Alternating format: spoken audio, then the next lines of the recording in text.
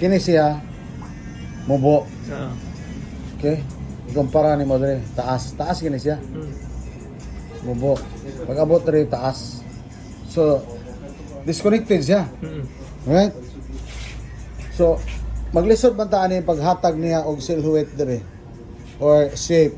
Silhouette gani board shape na siya sa iyang haircut o sa iyang mapurma, himong purma sa iyang buhok o sa iyang ulo.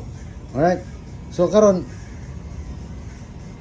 kini mubo man ni dili na to ni siya tumanon o dili na to na siya i-connect tanan.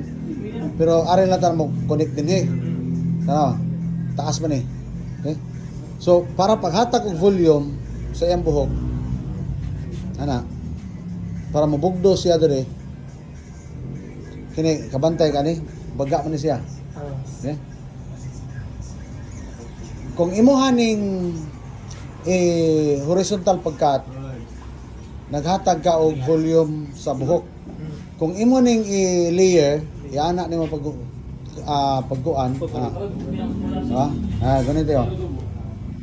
Kung imo ning i-layer ana, bot pasabot nag-remove ka og weight. Nya na kay smooth layer. Kung imong i-square, ana. Pero kung imong i-triangle, ana, di ba kabantay kag na triangle nga vertical. So ang tawag kanin niya naa siya graduation from short to long. Unya naa kay layer at the same time naa kay weight kung imong i-triangle.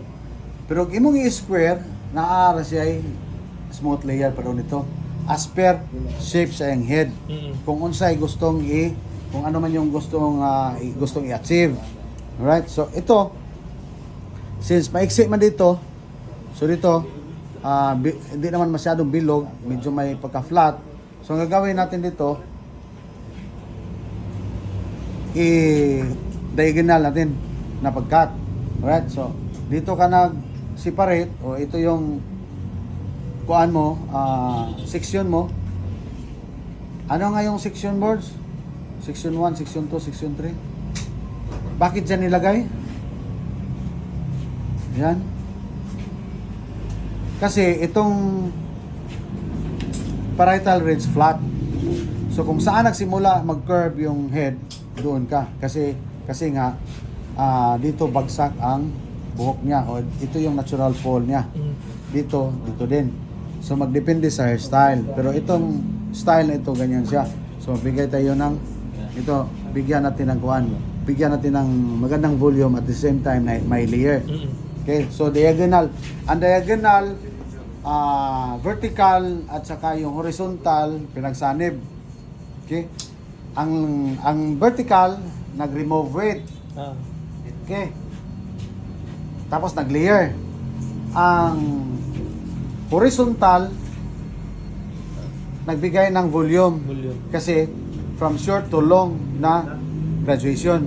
Yan na. Tapos merong graduation, hindi natawag graduation, merong naka-horizontal ang cut, pero above 90 degrees, ginaganyan. So, removing weight pa rin yan. Nagtanggal ka ng weight or nag-layer. Ganyan. Okay? So, ito ngayon, gawin nating may bilog dito. So, ganyan yan. Ito yung separation mo. Diyan ka. Pero dapat sana kung pwede pa siya i-clip. Pwede mo siguro mag-clip dito? Mag-clip naman. Pwede lang. Ayun. Ato ko nang i-mostra kung mag-clip ba.